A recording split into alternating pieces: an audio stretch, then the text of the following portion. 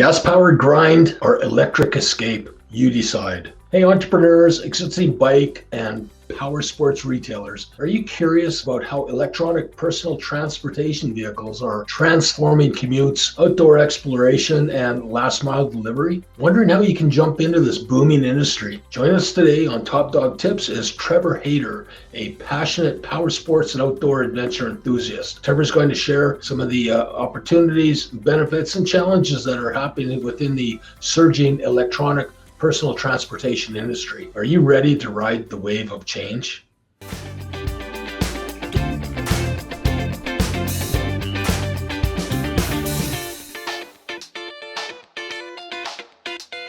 Hey Trevor, welcome to the show. Hey Greg, how are you today? Thanks very much for having me. As the electric personal transportation and adventure sector rapidly evolves, we're seeing an exciting array of electric vehicles tailored for all various activities. You've been at the forefront of this movement, pioneering the introduction and advocacy of these e-vehicles through your company, eOutdoors. So Trevor, when most people think about electronic adventures vehicles, they're thinking, the nice e-bike that they can use to drive down paved streets with their family on a Sunday picnic. But you know what? You've got a couple different other options and solutions in mind. You mind sharing with me what other types of e-vehicles, adventure vehicles are out there? Yeah, it's been really cool. Just like everybody else, I started with an e-bike, and that's really all I knew was an e-bike is an e-bike is an e-bike. Over the last few years, because of the innovation that's happening in the industry, you'd be blown away by what you can do on an electric thing and whatnot. So everything from e-foils. We've got a Canadian partner with e-foils, which is a surfboard that floats above the water, so you can ride it on whatever day you want. An e-snowmobile, we'll call it for lack of a better term. Most people, a lot of people who haven't ridden snowmobiles are usually pretty intimidated by the noise and the maintenance and the smell. And this thing's got less than 200 moving parts and doesn't make a sound. So you can go and ride around the mountains or wherever it is, you're authorized to do it. And then in the e-bike category, it's not just an e-bike, right? Utility, gravel bikes, cargo bikes, trikes, you name it, right? And so there's really something that fits every consumer, including the people who want to use it for commuting or for the Sunday picnic. Hey Trevor, eOutdoors is setting the benchmark in the Canadian market for electronic personal transportation and adventure vehicles.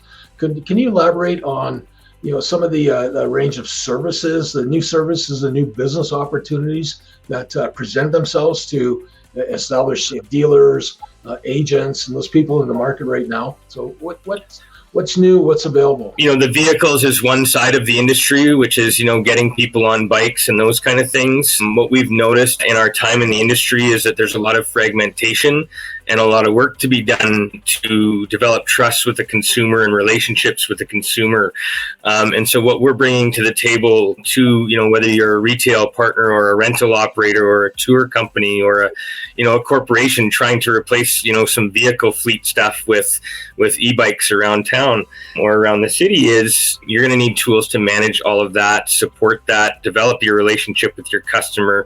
And this vehicle is going to be a lot more important to the customer than the historical bicycle has been. And you're going to have a heavier requirement for support for that customer as a direct result. So we're bringing solutions through partners that will help to provide, bike shops and power sports dealers and, what I would call more legacy power sport and bicycle and adventure industry guys up to speed on the tech side of things that's going to come as a result of bikes being connected and whatnot. Sounds like there's opportunity for a lot more touch points, opportunities to build relationships, really get to know your clients than there has been in the traditional, say, bike retail market. Yeah, I would agree because, most people, I know when I was a kid, I got a bike and I never took that thing to get fixed. I rode it until I couldn't ride it anymore, and that was kind of it, right? And I think a lot of people, they don't service their products. Like the bike enthusiasts really will look after their products, and they often do that themselves. And so it's really your more layman customer or, non-enthusiast who's going to start getting into these products. That's really the customer we're looking at. And they're going to have a heavier support requirement, especially in the first 5-10 years of the industry. If I'm looking to enter into the electronic personal market as an agent or retailer, what can you offer for some tips and advice? Thanks, Greg. I think, everybody should start, if you're looking to get into a new industry or you're in an existing industry and looking to diversify, is obviously researching the product, the industry with a really, really wide lens, so you're looking locally and, internationally and globally, because obviously there's countries in the world that are further ahead in this kind of transition and whatnot than North America is, right? And we look very heavily over to Europe as an example.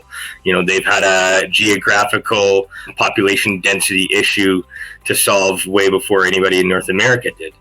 So that would be the first thing. Just make sure you understand what's going on in the industry, what's happened in the industry, and where it's going. The next thing is deciding where you're going to play, right? Like, what is it that you're going to contribute to the industry, whether or not, again, you're a bike shop or a power sports dealer or an auto dealer who's, in a different industry today, but looking to diversify, or you're new and you're a startup e-bike store, or you're, a local ambassador or independent dealer, whatever you want to call it, and then there's different models and different things you can do outside of retailing, right? There's rentals and tours and, starting to look like there's maybe some corporate managed service type of plays happening. And then there's, how are you going to monetize it to the customer? Is it going to be subscription services? Is it going to be monthly recurring revenue models like a maintenance plan?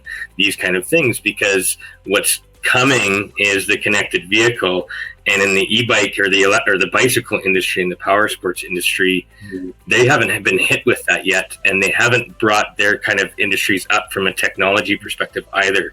So they're going to be hit with this kind of crux where they've got to go, oh boy, now I'm fielding notifications from a bike. What do I do with this? My tech doesn't even know how to use the computer. And then the last thing, and I think, we learned it, over time, and it's something we really promote to all of our current partners across Canada, is be in the industry, be invested, decide you're going to be in it or don't get in it. And in doing that, also invest in the community that you're trying to build the industry within, right? And figure out how to engage in, public events and put more people on bikes and giving them different experiences and different ways to experience the product. Again, whether that be rentals or a tour or whatever, the more people you get experiencing it and the more ways you monetize it, the more the engagement happens and the more the adoption happens as a direct result. Well, you just listed off 20 different ways to get involved into the surging marketplace. And so exciting stuff. However, there's always however, as we witness this transition, it's the surge in all these new services, the journey's not without its challenges. So what are some of the common myths or misconceptions that you're seeing with regards to this marketplace? Yeah, well, it's been an interesting couple of years for the industry for sure. In the last 3-4 years, most definitely. And obviously the industry's been around for, 10, 15 years, depending on where you look. But in North America, really just started to become what you would call mainstream. And so one of the myths that comes along with it being mainstream nowadays, with the internet and social media and everything being always in front of you, is the misconception that you can buy an e-bike anywhere at any time, and everybody, this kind of mentality. And, what my experience has been, especially with the Canadian consumer specifically, which is obviously different than the American consumer and the European consumer, is that we're a little more careful with how we spend our money, and we actually spend time looking for value and researching. And while you see them everywhere online, the opportunities for you to go and actually experience the product, test it out, even get on it to see if it fits you well enough, aren't really there. right? And so, that's why, it's a bit of a myth. Maybe you can buy them online everywhere, but you don't know what's getting delivered to your door, right? And I can tell you honestly, reboxing up an e-bike and shipping it back is not the most fun thing to do when you're excited about that acquisition. So the other piece of it, the second thing I would say as far as a myth is that everybody has one already. And from a business perspective, the first point was more consumer focused, but from a business perspective, if you're looking at the industry, we even face this in our time already, which is people looking at you going, well, it's commoditized. Everybody's got an e-bike. There's no opportunity there anymore. And the question we've asked historically is, and I'll ask it to you, Greg, is, do you have an e-bike today? I do not have an e-bike today. Right. And then the second question is, out of whatever size your network is and whatever you consider to be your close knit or this kind of thing, how many people do you know that have an e-bike? Out of the thousands of people I know and families and that, I think I can count on one hand the number of e-bikes that are out there. Right. So this is your proof, right? Talk to your friends, talk to your family, look around your community. See e-bikes, that means there's opportunity here, and it's double-digit growth opportunity for the next probably 7 years at least. So Trevor, again, interesting, very, very interesting industry. Again, you're a pioneer, you're at the forefront of this, but so why don't you share with us a little bit about how did you get into this? What's your passion? What drives you? Like, why do you do what you do? I think one of the challenges these days is everybody's so involved in tech and social media and internet and whatnot. And, I've got kids and you kind of see, what's happening in the world with people just, spending less time outside around their natural environment and being connected with each other and, not being distracted by the screens. And, I really believe, that this industry specifically in the personal transportation and adventure product has the opportunity to get a lot more people outside and a lot more people connected with nature than, there has been the historical opportunity to do so. And fortunately, my background and experience in, the technology world and IT services and hardware and software and these kind of pieces combined with, a passion for the outdoors and seeing people enjoying life, from my hospitality background and just being an outdoor adventure kind of guy in my youth and my teens and my early adult years, I just, I couldn't see a better path to go down to take those experiences and merge them together into something that I could be really excited about and I think is positive for people and the end consumer, if that makes sense. No, absolutely. That's powerful stuff. You're connecting people back to nature, and cliche as it sounds, you're part of the solution, man. Yeah, it's you chuckle, but until you get to be out somewhere and we helped with some retreats with an Indigenous partner as an example, and I got to put 75-year-old elder on an e-bike who hadn't been on a bike in 30 years and see him look like a kid again, and contrast that, I had military guys testing bikes out a week ago, and the feedback is they're all like kids. To me, that smile that they get, and it doesn't matter if it's a bike or an e-sled or whatever, they just haven't had the experience, and it's eOutdoors for a reason. It's not just the electric, there's exhilaration, there's excitement, there's engagement, there's all these pieces that come with it. So it's just really cool, right? Like it's really a neat kind of thing. So Trevor, who is eOutdoors? What kind of services, products, what do you do? Who do you do it for? Explain that a little bit to our clients, please. eOutdoors can be considered, we're a sales and distribution company of products that service the entire industry, right? So different retailers or different businesses, tour operators, corporations all require different tools in order to support this new technology in their environment. So not only do we provide just the vehicles, we provide the other tools necessary for people to be able to do business using this tool in whatever way that they want to do, because that's the only way we're going to get a really good level of adoption is different ways to engage the customer and different ways for them to transact and experience the products.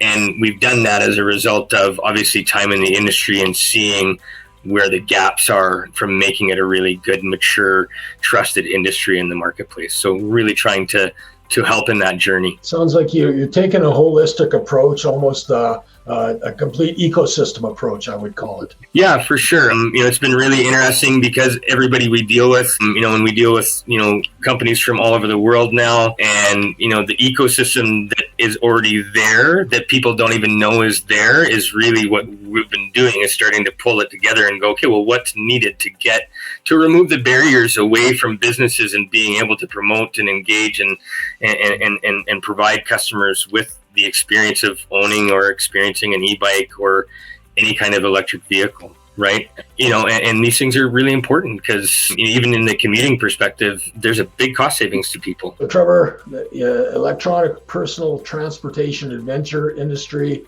is amazing. What is the takeaway that you want the audience to leave with regards to eOutdoors and the whole industry in general? From my experience and what we see happening in the industry, there's a ton of opportunity for all different kinds of use cases and businesses to engage in this industry and use this type of product. It provides a real benefit to people, and I think it's of real value, in its own little niche of electric bikes or electric personal transportation. I think it's being proven to provide the sustainability advantages that people are hoping for in transitioning to that type of vehicle, but it's also proving to provide so much more to people's quality of life, their accessibility to transportation, driving out costs in their situation so they can, put food on the table and these kind of things, and then just reconnecting families and people together with nature. Like, I don't see a nicer sort of opportunity to engage with technology where it's been sort of, it's been beneficial for people, but it's kind of driven us apart, and take it and put it into something that can bring people together. Okay, great. Well, hey, thanks, Trevor. That's been a great talk. And how can our audience get a hold of you? Yeah, you can call me directly. My cell phone directly is 403-861-0140. My email is trevor@eoutdoors.ca, and you can also visit our website at www.eoutdoors.ca. Okay. Well, hey, again, thanks a lot, Trevor. It's been a blast. You're in an amazing industry. Looks like there's a lot of fun, a lot of good times, and maybe a little bit of turbulence ahead as we negotiate, managing the technology with the outdoors and the adventures, but it's going to be fun. So thanks, Trevor. Yeah, thank you, Greg. Hey, that's all the time we have for today's episode of Top Dog Tips, No BS Business Advice. Thanks to Trevor and the eOutdoors program. If you like what you saw, please like, comment, share, tell your friends. If you don't, keep it to yourself. Take care.